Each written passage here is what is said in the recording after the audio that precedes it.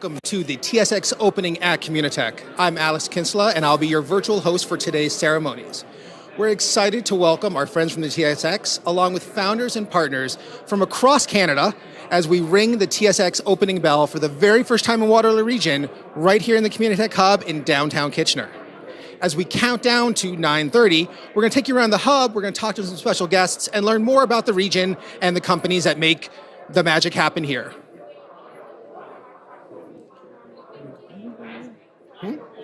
Oh, yeah.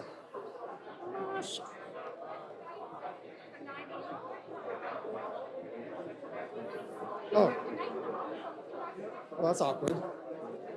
He did not show up, eh? No, he's still chatting. Let's get Aaron. Can you grab Aaron? Hey, let's grab all these guys. Can we butt in for a sec, guys? I Hey. just wanted to talk to you. Look at this. So here we have founders of two of our, all our startups are favorites here, but two of our favorites, Alert Labs and Dozer. So George, you want to tell us a little bit about Alert Labs? Yeah, Alert Labs is an IoT company that monitors commercial buildings for water leaks and energy leaks and all that sort of stuff. Yeah. And a great year last year, like some major, it's a couple of customer announcements, right? Yeah, Alert Labs grew quite a bit last year. It's hard to do that during the pandemic, but the team did a good job. Yeah. It's amazing. All right. And Aaron and Kevin, how are you doing? Good, thanks. Very good, thank you. Yeah, and so you just announced a Series B, right? And so what does that mean for the business? Lots of growth planned for the coming year, expansion into more regions in the U.S., and lots of growth. And what do you kind of think about all this happening today, the TSX bell being rung here in Waterloo Region? It's very exciting. We're really happy to be a part of it. Yeah, thanks for inviting us. No problem. Thank you so much. Okay. All right, so we're just going to go find some more people. All right, come on back.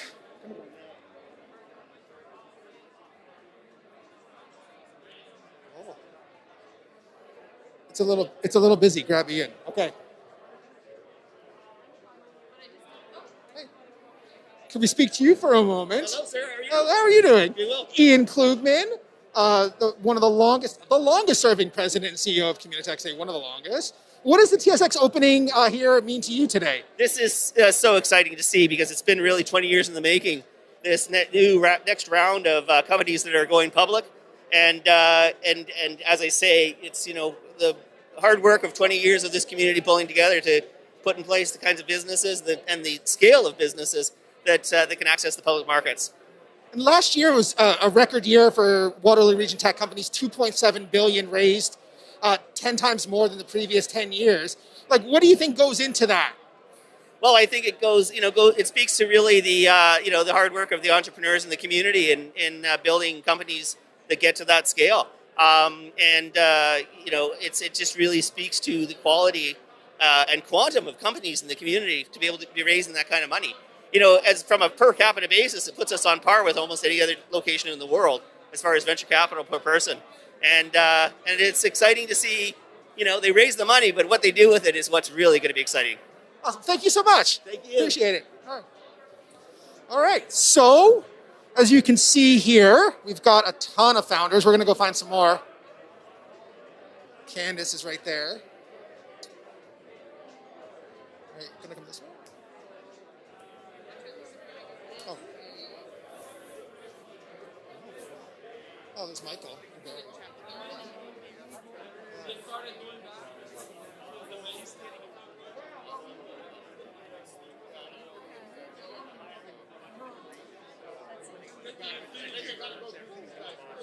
Yeah. How you doing? No, good. Mayor Barry, thank you for joining us today. So there's a couple announcements that came out last week around investment in a new incubator. Can you tell us a little bit about that? Yeah, absolutely. It's a new incubator based on the UN Sustainable Development Goals, and it's really going to be focused around encouraging new startups and scale-ups in the social entrepreneur space, focused on equity-related businesses, sustainability-related businesses, and so on. We're really excited about it, and building a number of partnerships around it. And it's interesting, as things start to open up again now, you'll have that. a lot of people are returning downtown Kitchener. Like, what does that mean for the local economy? You know, one of the areas that's been hardest hit has been the small business sector, particularly restaurants, hospitality, tourism. And so actually seeing people coming back downtown, working in their offices and so on is going to be so important for those businesses as we come out of the pandemic and look at, what the new reality is as we get used to living with it on a regular basis. And during the pandemic, obviously the School of Pharmacy played a major role in being a vaccine location. What does that mean now with the University of Waterloo also now expanding with their new arena?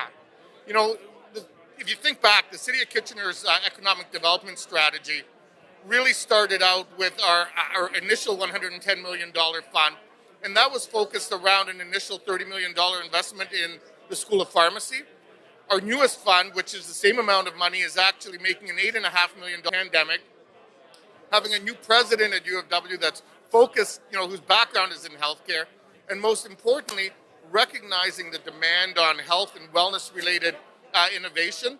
We think there's going to be so much opportunity coming out of that, and it's really going to help further put Waterloo Region on the map in terms of people's health and well-being going forward.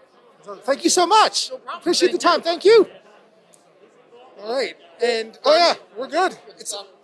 I'm not used to being crowded around people. It's been a long time. So over here we've got a whole number of founders. If I can talk to Martin from Applied Board. Martin Basari, how are you doing? How are you? Good. How are you? Good. Congratulations on the recent raise and again, massive amount of money to help kind of grow the business. What are you going to use the money for, the funds for? All growth. We are growing very fast. We are going to more countries. We are right now in over 30 countries in the world and serving our customers every day, waking up. I'm more excited about serving the customers, building more products, so more geographies. We launched to UK and Australia and the US for the schools, so we are not only Canada focused now. And we are so excited about it. It's growing so well. So more products, more growth, and keep doing what we're doing. And immigration is so important to the innovation economy in Canada. Yeah. What do you see changes in the next few years to help increase that? Yeah, I think it's just going to go up. And I think it become more specific. So right now, the talent shortage in different areas, you see more and more. So there would be a bigger need for systematic immigration, not just open the gate for the population growth. And that's a very good news, for example, for companies like us, because we can help fill in the niche. Right now, tech workers, healthcare workers, those are the jobs that we have a huge vacancy. And that's a blessing from the point that the system is noticing it, so they can bring people who the country needs more and more. So I think the immigration in different countries become smarter and smarter, and this is something very good for the society, not only here, also for the people who come in, because they're entering Canada or other Western countries with the jobs, with the market that they had the highest need for what they're doing. And Plyboard recently hired a refugee through the Talent Lift program. Yes. Can you tell us a little bit about that? Yeah, it's awesome, right? So I wasn't a refugee. I came as a student, but I grew up with a lot of hardship, and I kind of resonate with people when, people everywhere in the world, we have smart, talented people, and it's not their decision that Syria went to a war or something. So if we can bring a talent and help them to come out of a bad situation, so not only we change someone's life, but also Plyboard get a good employee. And that's all what we are about. So it was an amazing thing. I really recommend everyone to do that. It feels amazing, you do something and you feel great, so you get more energy to do more good things. That's awesome. Thank you so much for spending time with us. I appreciate it. Have a good night. Take care. All right. All right. I'm going to go find somebody else now. Oh, it's 9:10. All right.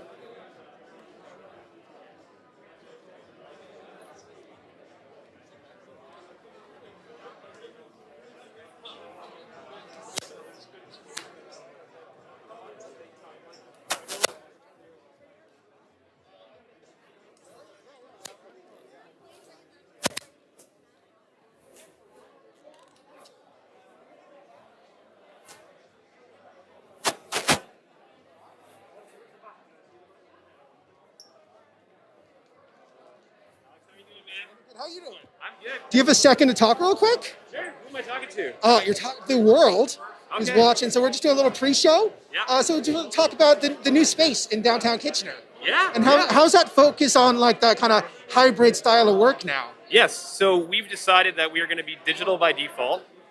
And so the spaces are designed to be collaboration centers. So if there's a nexus of people or a team that can all be together in one space, they can use it. If you want a desk to work from a day, that's what it's for. But if you're meeting with somebody who can't be local, even if there's 4 people that are and 1 person who's not, you have to be digital. So it's designed to be a bunch of meeting rooms, a bunch of flexibility. The way I kind of describe it is a bunch of coffee shops inside of a building that's free for employees to use whenever they want. So it's entirely flexible. We don't expect them to be at desks. And you had some news last week, so 250,000 customers, 12.5 million users, Yep. 60% year-over-year growth on new signups. Like, how did the pandemic play into that, do you think? Yeah, it's a really great question. So we're in the video communication space, and we sell to, or our users are sales professionals. And there's been this evolution that's been happening over the past 10 years from selling in the field, going to visit your customers, golf games, steak dinners, to selling inside using digital tools. And so when the pandemic hit, a lot of companies that were spending a bunch of money on travel and entertainment all of a sudden didn't have to spend that money. Those budgets went to zero. And so they bought technology like Vidyard, like Zoom, like SalesLoft for their sales process. And what they found was for 5% of the travel and entertainment budget, they were able to quadruple the number of interactions they were having with customers, and they were more productive. And so that habit will persist beyond the pandemic when we're done wearing masks and we're back to traveling, because companies just don't need to spend that money. Also, another kind of piece of collateral that's added to this is businesses are starting to think more about ESG and their environmental footprint and impact. And traveling on planes is very inefficient. And so if you can sell from inside, you can sell from your home. If your salespeople don't need to commute, they're happier, they're more productive, life is good. Thank you so much for spending time with us. I appreciate it. Yeah.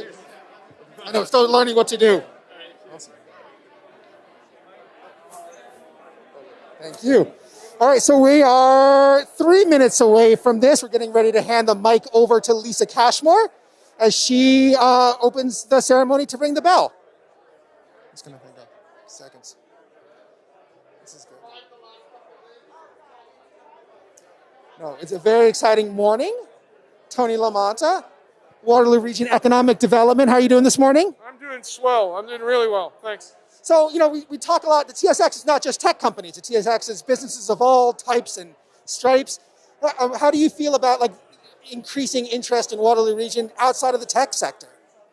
Well, I think it makes a lot of sense because, you know, our biggest employer is actually manufacturing. We have a range of companies in robotics, smart automation that are really knocking it out of the park, and they could use public markets for their expansions as well. So the ability of our companies to actually go to public markets and take their businesses to the next level is really what TSX is all about. So, yeah. Thank you so much. Appreciate it. All right. So we're getting ready. Got 20 seconds left, and we'll be handing it over to Lisa Cashmore as she welcomes our friends from the TSX up to the counter. I've never actually seen our bell ringing in person this morning, so it's kind of exciting. All right.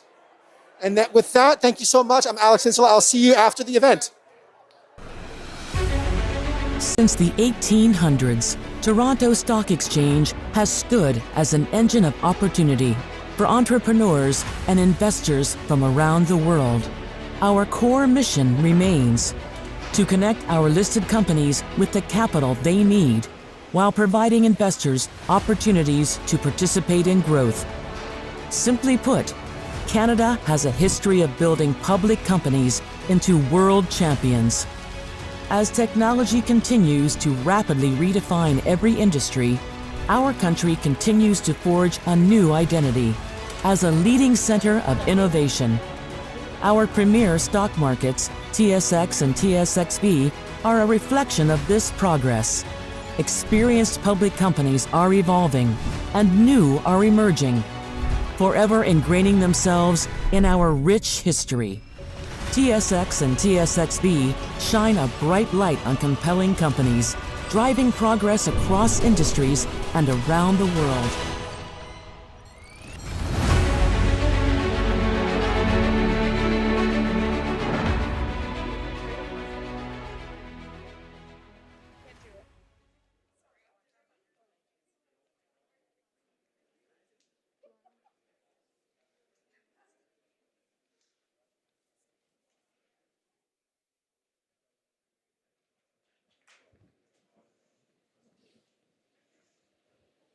Good morning, everyone.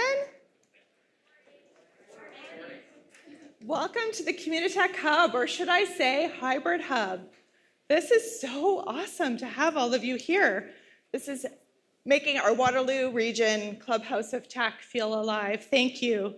Before I get started, I'd like to acknowledge that our hub is situated on the Haldimand Tract, land that was promised to the Haudenosaunee of the Six Nations of the Grand River and are within the traditional territory of the neutral, Anishinaabe, and Haudenosaunee peoples. As participants in today's event, we are coming together from many different places. We encourage you to learn about and acknowledge the land from which you participate. Now I'd like to share a few notes about today's event. First, you'll hear from Dunny Lipkin, Director of Global Business Development for the TSX and his Venture Exchange. Fun fact about Dunny is he's a big fan of Mario Kart. So in other words, he knows all about momentum and acceleration, which is what we're celebrating here today. Following Dunny will be our very own Chris Albinson, President and CEO of Communitech. After an impressive career as a tech founder and venture capitalist, Chris returned to Canada from Silicon Valley last year with a singular mission: to help Canadian founders lead the world. So without further ado, let's give a warm Waterloo welcome to Danny Lipkin.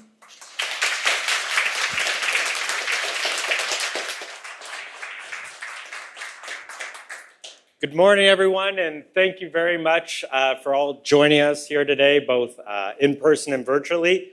We're so excited to be here today at Communitech, celebrating the tremendous growth of the region and that the area had in 2021. Communitech has always been a key partner for us in the tech ecosystem, ensuring the next wave of entrepreneurs, founders, and companies are all well supported.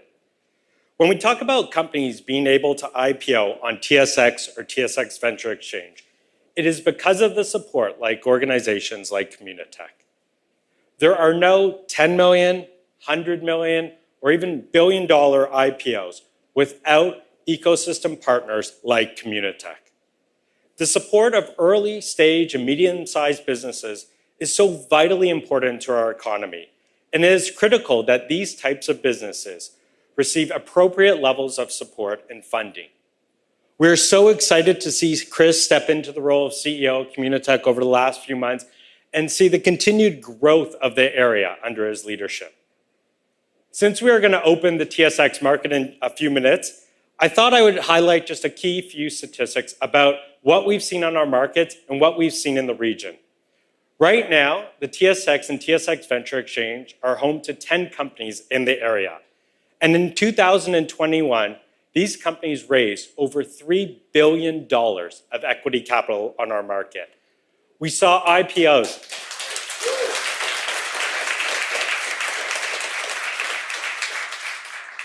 We saw 3 massive IPOs out of the region: Magnet Forensics, D2L, and no, it's not necessarily always talking about tech, but we did have the 3rd largest IPO of all time in TSX history with Definity, an insurance company out of the region. I want to just highlight what the growth has been of the tech sector on TSX2.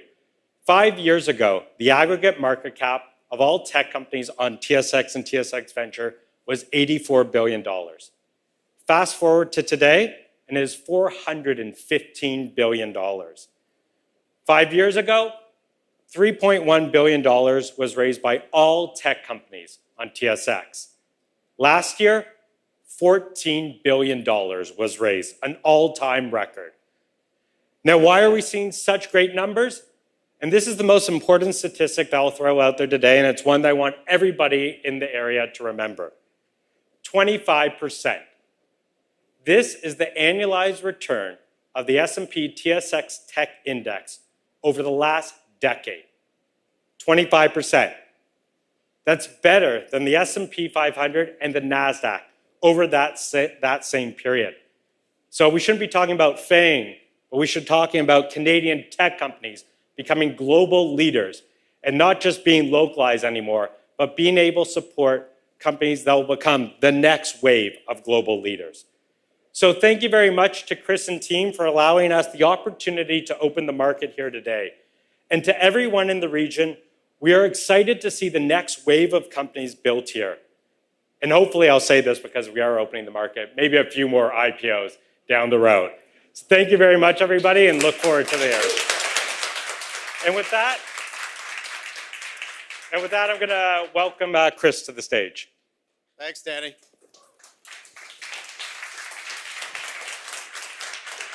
Wow, this is history. The TSX has never opened before in the Waterloo region, and I want to thank our partners at the TSX for recognizing the amazing momentum that our founders have had over the last year. If you think about it, $2.8 billion raised just in the last 12 months. eCentire announced this morning another $325 million invested right here in the region. Those numbers represent a lot of investment, but what's really exciting is the things that our founders are building. Literally from coast to coast to coast. Today, we're celebrating all of them. One of the things that's really remarkable about the opportunity in Canada right now is not only are we now the second largest innovation ecosystem on the planet and the fastest growing. You know, we got to thump out a little more true north strong, be proud about what we're building here, scream it from the rooftops. Everything from Judy Hess at Copperleaf out in British Columbia, who raised less than $4 million. That company now public on the TSX worth over $1.1 billion. Through to Thinkific, and then right here locally, Jad and Adam with Magnet Forensics, and John Baker is going to come up here in a couple of minutes and open the market here in Waterloo Region. I'm so excited by that. And woo, yeah.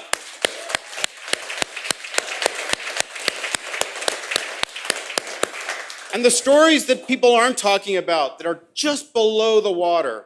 So where's Mike Litt? Right over there, serving 250,000 businesses around the planet, growing like crazy. Martin Bashiri, Kim from Arctic Wolf, like all of these amazing companies that have raised between them $1.2 billion in the last year, growing like crazy. This is Canada's moment. Why is this important and different than anything we've experienced before? The money that was raised in the last year is more than the last 10 years combined, to give you a sense of momentum. But we're also doing it different. Canada is the place where trust is built into technology. And that's what our brand is. And whether or not it's Martin Bashiri talking about bringing immigrants and talent from around the world, bringing them to Canada, and now employing over 1,000 people here in the Waterloo region.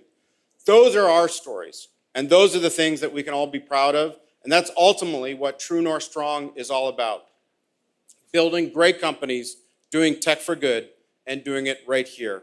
We have founders from across the country. We've got Ben Sanders from Whitehorse. We've got the Alt ML folks joining us here from Edmonton today. This is a Canada story. If we work together, support each other, Canada's moment is right in front of us. Really excited to open the market today. And with that, let's bring the founders on up. Come on, join us. Come on, John. Come on, Anna.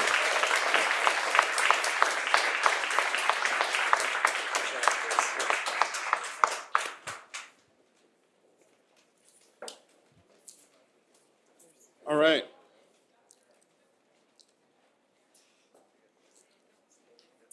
Yeah, I think. Yeah, we want you with the cowbells. You okay with that? You're up here. That's your job. I think we're supposed to mask up when we're not talking. So we're coming up on 5 minutes to go. We have a couple minutes. Yeah. A couple minutes. So I want to tell the story of like how did we end up here while we've got time. So John and I were talking before his IPO, and it was like in the middle of COVID, and everything was locked down. He was going, I don't know, man, if I'm even going to go, you know? And I'm like, John, I still have the pictures on my desk from when my two companies went public, and you've worked way too long and too hard, 20 plus years, you know, not to enjoy that moment. And I was feeling like I understood why he was feeling a little bit two ways about it, and I'm glad you went. But the other thing was, like, you didn't get that moment with your whole team, with a whole community behind you, really celebrating the success of everything you built. So when Danny and I were talking a couple months ago, I said, hey, why don't we bring the mountain to Muhammad? You know, why don't we bring the TSX Open right to here in Waterloo, have John and Anna start the market off and have the entire community, and we've got everyone from our head of our hospitals to our mayors to our MPs, you know, the entire community here to witness this moment. So I'm just thrilled. And again, thanks to the TSX for making it happen. I really appreciate it. You know, the other thing I kind of just wanted to point out, and it's a point lost on a lot of people. Last year we had 20 innovation companies IPO raising greater than $100 million. Those don't just happen overnight. Those take 10, 15, 20 years. And the narrative that a lot of people saw last year is like, oh, just you can IPO like that. But it's the hard work of founders like John and, you know, the whole other 20 innovators that got to the point where they could raise $100 million plus. And we think it is because of what the work of Communitech and other organizations across the country are doing. If there's no seed funding, there's no IPO. If there's no talent coming to Canada, there's no IPO. If there's no IP staying in Canada, there's no IPO. The IPO is just another step along the journey, but it never happens without the continued support of all these organizations. And we want to recognize, when we're talking to Chris, how important Communitech is to that development of not the entrepreneur IPOing tomorrow, but in 20 years from now. And that's going to start today by having the support and having people like John and the rest of the team giving back and telling people how they get to that journey. And so we want to see that in 20 years, people don't think, I could never do that. I could never grow a company out of KW into becoming a $50 billion market cap company that's a global leader. We never want that to happen anymore. We want it to be everybody thinks they can get to the point where no matter where they are in Canada, they can become global tech leaders. So we want to thank again, Chris, John, and everybody for their support of this ecosystem, because we know it takes a long time. It doesn't just happen overnight. This place is pretty crazy. It was started by founders for founders. So this is your house. So awesome to have all of you here celebrating this moment together.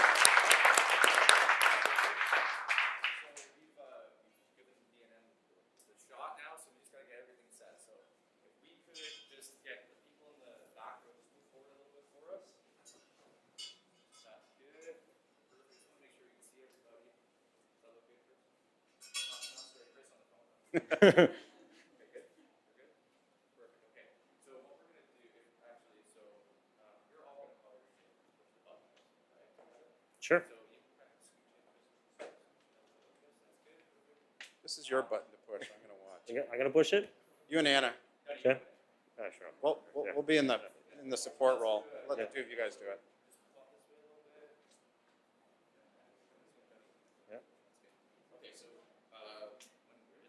Mask on too. Okay, so when it hits 0, just reach in, push the button. So he's going to go, and we just need a ton of energy from everyone. Start clapping too. Yep. And just keep clapping until we say stop, okay? All right. So start clapping now. All right.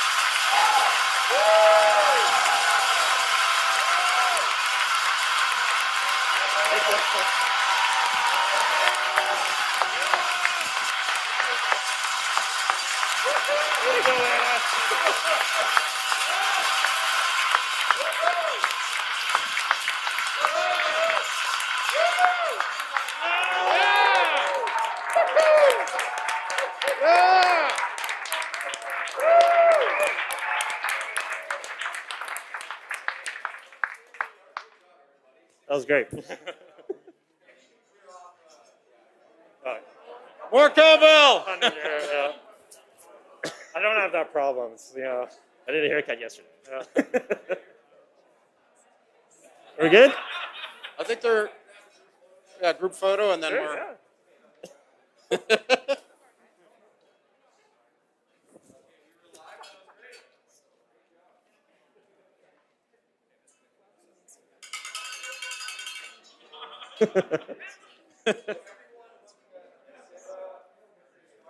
Sarah?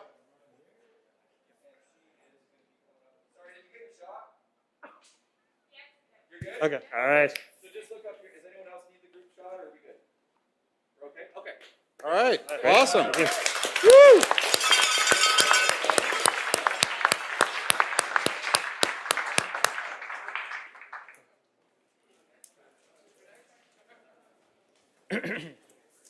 It's the. That's fun.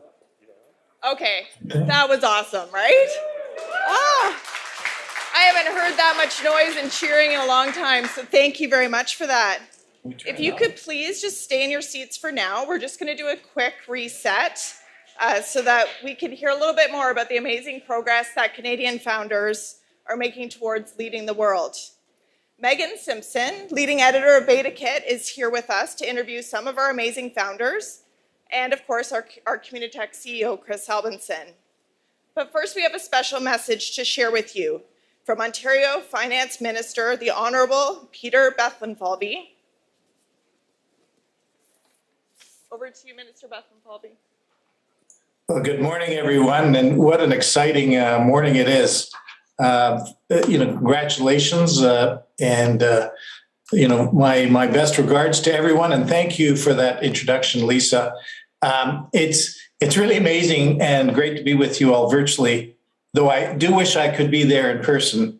It looks like quite the exciting scene as I heard all the hooping and joy over there, and I always hate to miss a good party.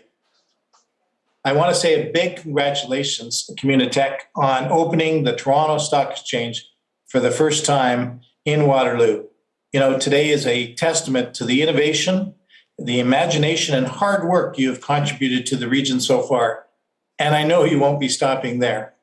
The work you are doing through the True North strategy, creating networks for homegrown talent and providing support and opportunity is exactly what is needed to get this next generation of Canadian founders off the ground and onto the global stage. Since day one, ensuring that business in Ontario have the best environment to grow and thrive has been one of our government's top priorities. So I'm pleased to say that today is also a day to celebrate the success of tech companies in Waterloo Region, in Ontario, and across Canada. I'm looking forward, as I know you all are, to the momentum from that ringing bell carrying Canada's tech community onwards and upwards. Thank you very much for being such an important partner in the growth and prosperity of the Canadian business community and for inviting me to be a part of this historic day. Again, congratulations to all of you, and I'll now turn things back to you, Lisa.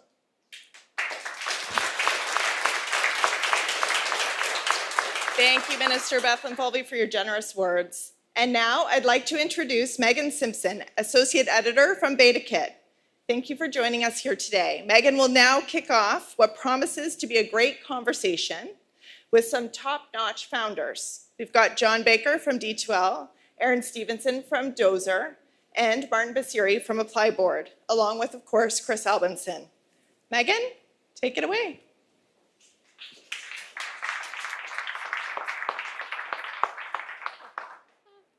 Yeah, I think we're going to do Chris first. John, you're right after, yeah. You don't want to put the headliner first. I want to leave. There you go. Awesome. All right. Well, great to be here. This was fun. It was historic. This was amazing. I mean, we get to be in person together, and there was fun confetti. I don't know what's better. This is awesome. The confetti was pretty fun. That was pretty fun. So I'll just say, hey everyone, for those of you who don't know me, I am the associate editor of BetaKit, Canada's publication for tech startups and innovation. I'm really excited to be here today, not just to talk to you, Chris, about what you guys are doing at Communitech and why we're here, which I think you've told some really beautiful stories already, but also some great founders that have really built up kind of the ecosystem. I really wanted to start off about talking why we're here at Communitech ringing the bell, but I think you told a really beautiful story about John and the D12 team getting to experience this kind of really fun experience, right? But we've also heard Denny say 20 innovation companies gone public like the past couple years. It's just been insane. So why does it make sense to be here at Communitech at this time, ringing the bell for the TSX? Well, Megan, first of all, I want to thank you for joining us. BetaKit's been such a great supporter of the community all the way through, and so again, thank you for coming. So that the mountain really has come to Muhammad today. But in the last year, just to reflect on that for a second, $2.8 billion raised, more than the last 10 years combined, and that's just a signal. Really, it's not necessarily about the money; it's about the signal. The fact that Vidyard, now serving 250,000 businesses around the world, working hard day after day after day. I was there day one. I think I was second customer. Yeah, second customer for Mike and team when they started Vidyard. And Dave Caputo at TrustCore, has done 3 of these awesome companies, now working on his 4th. All of these stories combined have been worked on for a long time. And every once in a while, to your question, it's fun to kind of celebrate everything that's been built and also what's coming. That's the thing I get really excited by. That $2.8 billion not sitting around. That's getting invested into people, into building amazing products, and really helping Canada win ultimately. And that's the thing that gets me fired up every day. And today, the founders that we're going to have here, not just John from D12, who's gone public, but we're also going to have companies that have raised some nice rounds, gotten a unicorn valuation. So I think what we're really seeing over the past couple of years is this growth in the ecosystem, a herd of unicorns, a bunch of companies going public and all this. So there's a lot of kind of momentum as you're talking about. Obviously you guys are working on launching the fund with the True North strategy, and you talk a lot about owning the podium. Why is right now the right time for Canadian tech to be owning the podium? Yeah, it's funny. It reminds me of being in Salt Lake in 2002 when the Canadian women beat the American women for the first time, our first gold medal in 50 years back in 2002. Now, it was pretty awesome to celebrate our women winning again against the Americans recently, but it's about celebrating the aspiration, and then with the aspiration comes the momentum, and with the momentum comes the capital. But then ultimately, we're building something that's really good for the world. If you think about ClearPath Robotics back in 2014, made the declaration, we're going to build stuff that's good for humanity in Canada. My bumper sticker version of it is, Canada's a place where the robots don't kill the humans, right? And the world needs a little bit of that right now. The world needs a little bit more Canada. And so we have been working very methodically for a long time to build up this critical mass. Now, the second largest innovation hub on the planet, the fastest growing by 4x. It is really Canada's moment. And so why wouldn't we, mimic the great work of Kathy Priestner, who's the architect of On the Podium, and do it for tech, because we can do it. We have the founders that aspire to build big, awesome, impactful companies for the planet. And so we just need to get behind them. And so that's the funnest, easiest thing to do. And what a better time to talk about it than when the Olympics have just ended and Canada has had some nice success on the podium. So there you go. I wish we'd won the curling. It bugged me a little bit. The Brits got the curling stuff, but we did get women's hockey, so that was awesome. And that was really the best hockey game I've ever seen in my whole life. Was our women beating the Americans back in 2002. So good to see them keep doing it. There you go. There you go. We talk a lot about momentum, but it's not always easy. There's always going to be challenges and things that companies and the Canadian tech ecosystem and Kitchener-Waterloo or Toronto ecosystem or Calgary, Alberta need to overcome. What are some of those challenges that you think we're still facing? Yeah. So last spring, we kind of took on a 100-day sprint to talk to founders coast to coast to coast. So we spoke to 1,100 founders in 100 days and just say, just like Kathy Priestner did owning the podium doesn't just happen by accident, right? It was a very intentional thing. As Kathy said, you're not going to be the best in the world by doing participation. And so that really kind of hits me directly. So, okay, we have to be very intentional about where are we and what's in our way of having that success. And it really came down to three things that we heard really consistently from the founders we spoke to. Number one issue is talent. And it's awesome to see the federal government announce that they're going to bring 1.3 million awesome humans to Canada to become new Canadians over the next 36 months. We've got to make sure that that's the right kind of talent that can really fuel the growth of the opportunity in front of us, but that's really the biggest issue in front of us. It's a global war for talent. You probably might remember the little bit of tongue-in-cheek billboard that we did in Times Square and down in California saying, hey, if you want to build big, if you want to build something awesome that's good for humanity, Canada's the place to come. And we need to say that over and over and over again so people understand, we are the place where you can build really great things, really big things for the world. The other two issues is around buying Canadian. We need to buy our own stuff. eCentaur just announced, their great financing. They're securing entire cities in the US, but can't get procured and bought in Canada. And so part of the problem is we have 17,000 awesome startups. We need to make it clear that we have companies that can solve Canadian problems with the scale and the professionalism of any multinational from anywhere in the world. And so just buying from each other, supporting each other is a big part of what we need to do. And the last one is just on the fund side, getting Canadian founders more connected. So by allowing a vehicle for them to invest in each other, support each other, we haven't had a critical mass of high-performing founders for 20 years, building at scale, at speed. And the one thing I know is when they work together, they can accomplish amazing things. And so making it easier for them to connect, support each other, and invest each other. So much more to dive into. We could talk just for ages, but we got to get other people up here. So thank you so much for your time, Chris. Get the real stuff up here. So we'll get John up here. Let's get John from D2L up here. Yes, thanks, Megan. Thank you so much, Chris.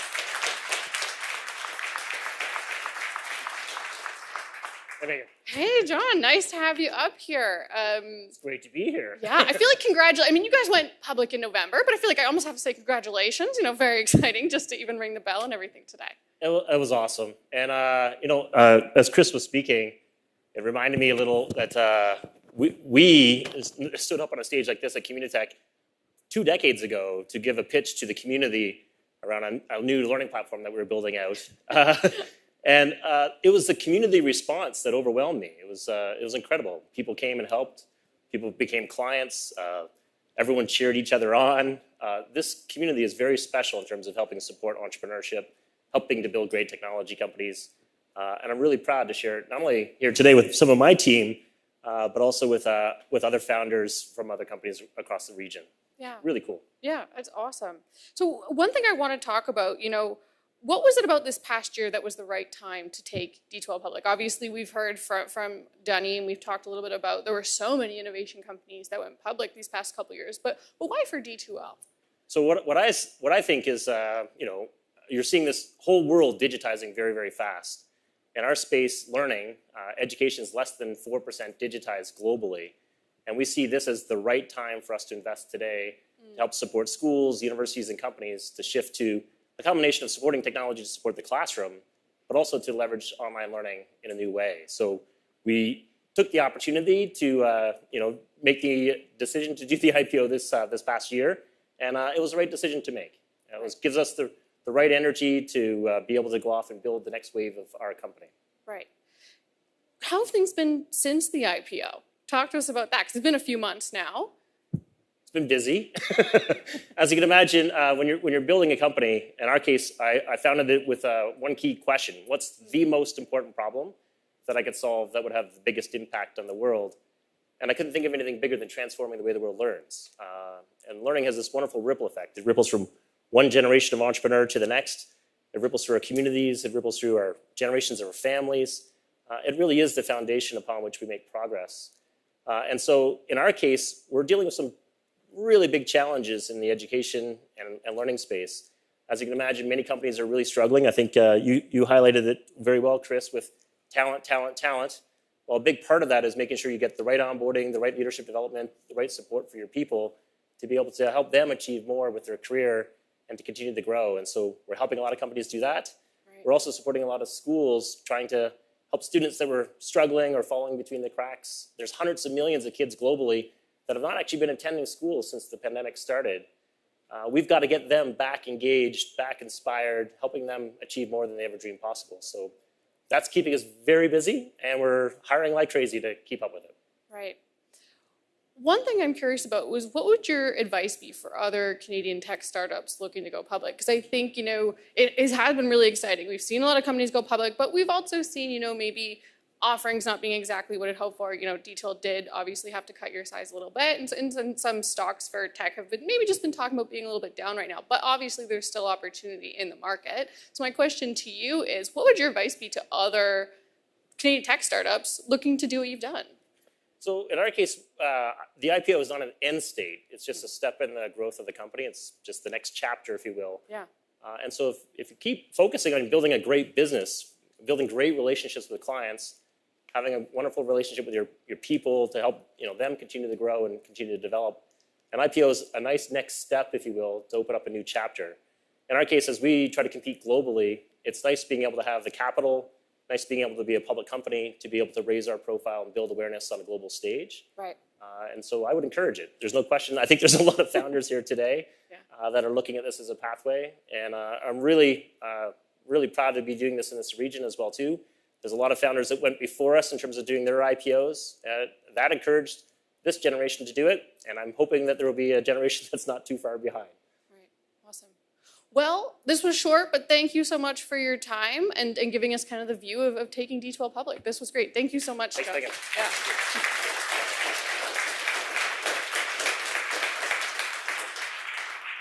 Next up, we have Aaron, the CEO and CMO, my goodness, of construction marketplace Dozer. Hey, Aaron, welcome.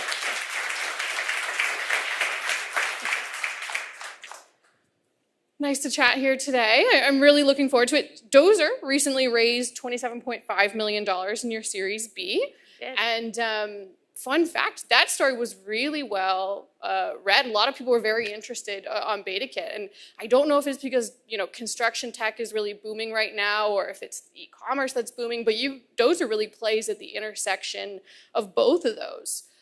So one thing I'd love to hear from you, Aaron, is, what has kind of led to Dozer's growth to raise this Series B over the past couple of years? Yeah, I think there's many different factors that have played into the growth. And you touched on a couple of them already. Construction tech is having a moment right now. It's definitely accelerating. The industry is ready to start adopting more of this technology. We're seeing that. The customers are moving more in that direction.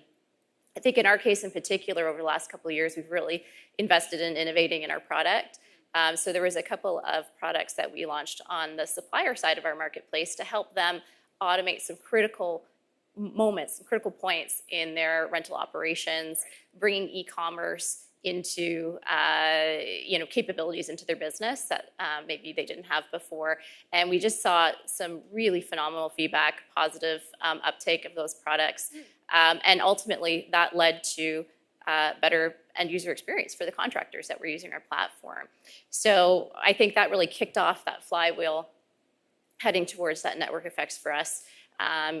Fuel that flywheel with capital, fuel that flywheel with the tailwinds of COVID, and that's really helped us see some significant growth over the past couple of years. Very cool. One thing I'm kind of curious about, because I look at you guys, I look at Brigid, TrustScore. Why is KW such a interesting place to build a construction tech company?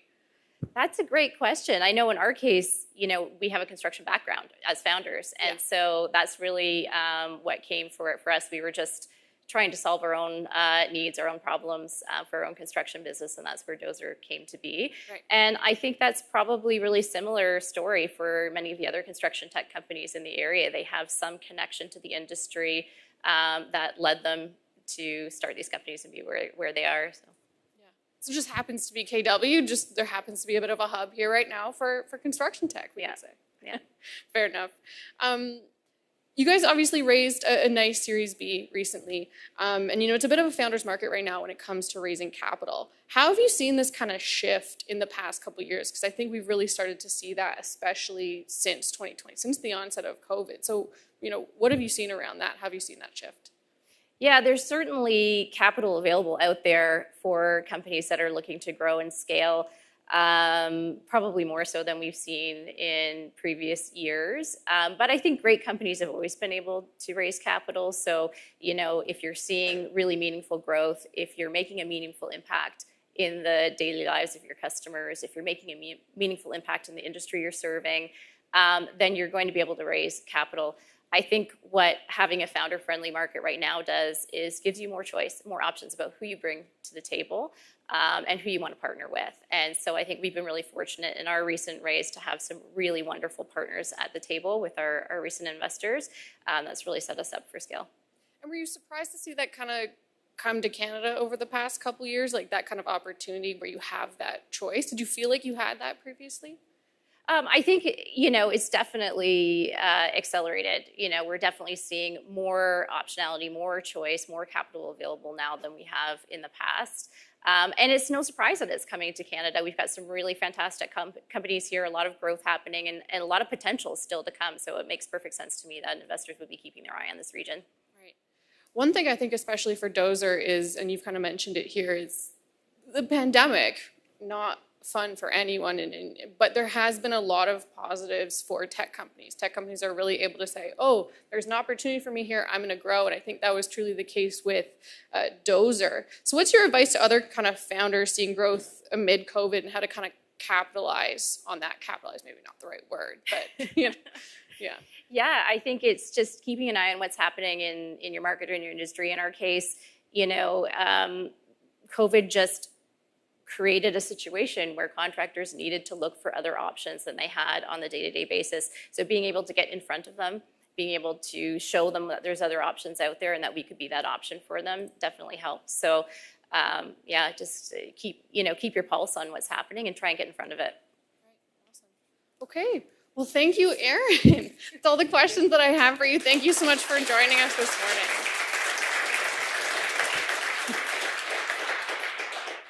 All right, the final person we have coming up today is Martin Bashiri, CEO of Applyboard. Please give a welcome to Martin. Hey, Martin. Nice to see you. We haven't seen each other since Collision in 2019 in person, even though we've talked since then. Yes. 2 or 3 times we talked since I know, but we haven't seen each other, so this is crazy. This is great. Seeing you in person. Exactly. Fun fact for our audience, I've told you this before, but fun fact, in one of my past lives, I was a student recruitment officer. So what Applyboard does, working with international students, has always been kind of interest to me, and following your journey has been quite interesting. And Martin, you're here today to talk about Applyboard, but also about this unicorn craze. Applyboard got to this unicorn valuation and then reached a $4 billion valuation over the past couple of years. And, in addition to seeing a lot of Canadian tech companies go public, we've seen a lot of Canadian tech companies reach these billion-dollar valuations, which was not something we were seeing happening at such a pace before. So, what are your thoughts on seeing so many Canadian companies, reach this stage of growth? I think this is just a start. I always see US 10 times almost the population of Canada. But Canada, we have the highest population growth because of our immigration, and we have access to global talent thanks to our good immigration. So in real representation, so I think we should be 1/6, 1/7 of the US. So when you calculate how many companies, for example, we have in unicorn state, as you mentioned, versus United States, we are in very, very early stages. So not only I'm not surprised, I'm kind of a little impatient to even see more, because we got to be 1/6, 1/7 of United States. Canadian company right now, we are kind of a better suited these days, in terms of being able to use our good immigration system. We have a better, I think, a lot of good things for pure software companies, where and also some other tech companies, where all you need is technically laptops and connect to the servers. Right. I think Canadian companies, we have a long way to go to get to that 1/6, 1/7 of United States. So I see this is just a beginning and motivation that this can be happen, so we should work harder. There you go. So Applyboard was one of the first Canadian unicorns over the past couple of years, early 2020. I think it was May, correct me if I'm wrong, when you guys reached your kind of unicorn valuation. Were you surprised to see so many companies join you in that category afterwards? It was happen. I was happy to see that. Yeah. You know, like when we reached, it was March 2020. Like actually, we reached it when the market went down. Right. That's right. And it's like everyone was just like talking about it. It wasn't something that, for the sake, I was like looking forward, because I was like, what matters is like how well we serve our customers, and because we are their servant. Right. But a lot of attention was like coming just purely because of the company valuation, and it was when other companies joined the league, I was like, okay, that's good for us, because now we can really talk about our differentiator, and our valuation is a lag. It's like, I think Applyboard is very undervalued, because what we do today, we see it in the numbers, we see it in 2 years. So all this valuation and stuff is like 2 years ago. So when people were talking about it, I was like, you have no idea where we are right now. So when other companies joined, it was a kind of a good thing for us, because they were like, I didn't have to like talk about money all the time. I could talk about customers and cool product and impact that we are having on them. Right. Because yeah, I think I talk a lot to founders like, oh, you guys reached the unicorn valuation. And they're like, it's just a number. It's just a metric. That's not the important thing to me. You know, it's just an opportunity to continue to kind of tell. It's exciting, you know. Right. Yeah. Because when we started, I remember like, and this is probably this is a history right now for someone to start today. But we started 2015, up to end of 2018, when we were going to Silicon Valley to raise. Almost everyone were like, "Are you guys moving here?" Right. And we were like, "No, we don't want to move here. Like, we have our company going to be a global, so who cares like where we located?" And everyone like, "Oh, we're not sure like you can make $1 billion company in Canada." And I traveled to China. I've seen like they made $1 billion companies. They were like, "Come on, like we are in the same time zone. We have access to the same talent. Why shouldn't we be able to doing it?" So when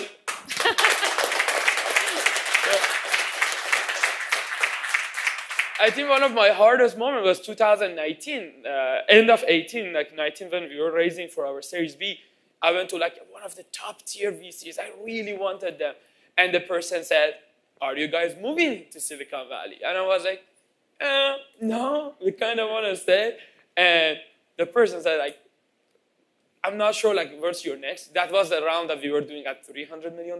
So yeah, you probably get $1 billion or $2 billion. I'm not sure you're going to get it like a $10 billion. But then when I started like seeing that, I was like, yes, you know what? Not only 10 billion, we're gonna even pass that, because we can. There you go. I love it. That's so great. One thing that I've really followed, and you've kind of mentioned, like you really only started Applyboard in 2015. Yeah. You guys have grown so quickly, and like you said, you've done it here in Canada, in Kitchener, Waterloo. How have you been able to achieve such rapid growth and scale? What is it, 1,000 employees now? 1,500. 1,500, even more. So how have you been able to scale so quickly? How has Applyboard grown so much? I think we've worked very hard. I think that's like number one. And we kind of like, we make a lot of mistakes, but we don't have ego on our mistakes. So other people, when they see it, like employees and stuff, they want to be part of it, and they don't afraid of making mistakes, so they contribute. So it become, instead of like 5 people push, it become 1,000 people push, so it can grow faster. I think that's the main reason. I think working extremely hard, we never hide it, like we work very hard. And also it's a safe environment for you to practice and be crazy and like no one say. And I think it's another thing that we took advantage, and it just come naturally because we were immigrant. I think we got advantage of a lot of newcomers to Canada where they still don't have a work experience, and some companies kind of like say, like they don't look at them seriously. We looked at them very seriously. Our company is like a completely like distributed and completely like a immigrant friendly. Yeah. So I thought also we get access to a lot of like a good talent that just come to Canada and don't have a Canadian experience. but we can get that talent, like access to those talent. So I think these three factors are the thing. But another very important thing is like it was a problem that was not addressed for a very long time. John just said our industry is very behind in digitization, and we just picked something, the product works, customers are happy.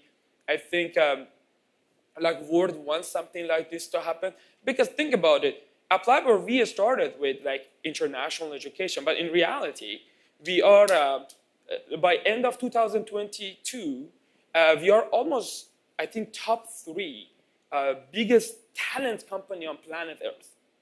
And by next year, we're going to be number 1 or number 2. It depends on like Tata consultancy numbers. So in reality, if you think about it, what are we doing? It's not like we bring in only students to from point A to point B. We are like making talent, unlocking talent's potential by helping them to get educated, by helping them relocate, and tomorrow by helping them like find the better opportunities in their life. So I'm very, very optimistic, especially that you see in Western countries, we see like our fertility rate per women is like right now under 2. So we always need great talent, and you see the other side of the earth, we have great talent. So the bridge between should work, and it's good for society, it's good for the students, it's good for the communities these students go. So win-win-win situation. So I hope it works. Okay, awesome. Well, last question that I have for you, Martin. We're here today, ringing the bell, TSX. I have to ask, what's next for Applyboard? Yeah, we have an eye on public. I don't know exactly the timing, but we are getting ready. We have all of our things are trying to sort out. Since 2017, I hear the ring in my, so I want to ring the bell. You want the confetti. You want John's confetti. Yes, yeah. Okay, got it. Yeah, so I like that. Yeah. But, I think we want to do something big. I know it's risky and the chance of failure is high, so there is a chance that we completely fail, and I'm okay with that. So if we fail, we try it again, and next time we will win. But for what we want to do, I think going public, it totally makes sense. Access to greater market, it opened another level of talent, talent access and capital for merger, acquisition, and other things. So I think we are getting ready for public. When is that time? I don't know. We'll see. You heard it here first, folks. There you go. Well, awesome. Thank you so much, Martin. Thank you to John. Thank you to Aaron. And thank you to Chris for all chatting here today and giving us a bit of a snapshot of the Kitchener-Waterloo ecosystem and what's happening in Canadian tech overall. So thank you guys so much. And thank you, everyone, for taking the time to listen and be part of this today. Thank you.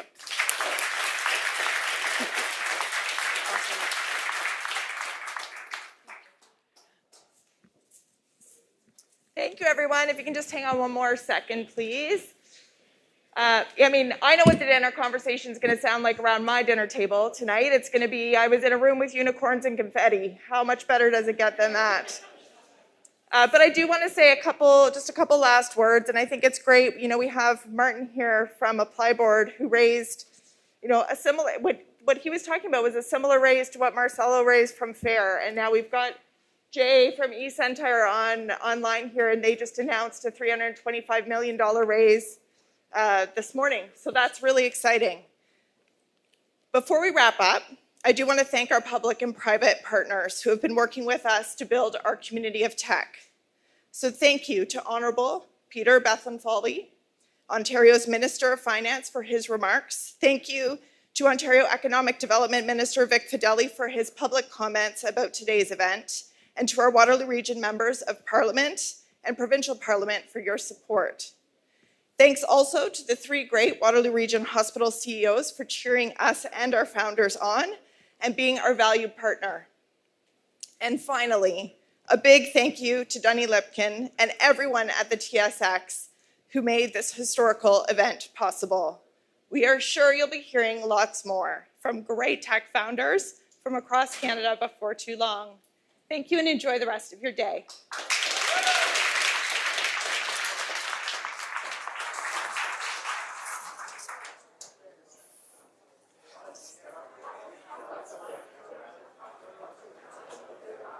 Thank you again for joining us from Waterloo Region for this historic opening of the TSX, ringing the bell here in Waterloo Region at the Communitech Hub in downtown Kitchener. To learn more about the companies that we're speaking here with Megan and all the other startups and scale-ups that are changing the world, visit communitech.ca to learn more.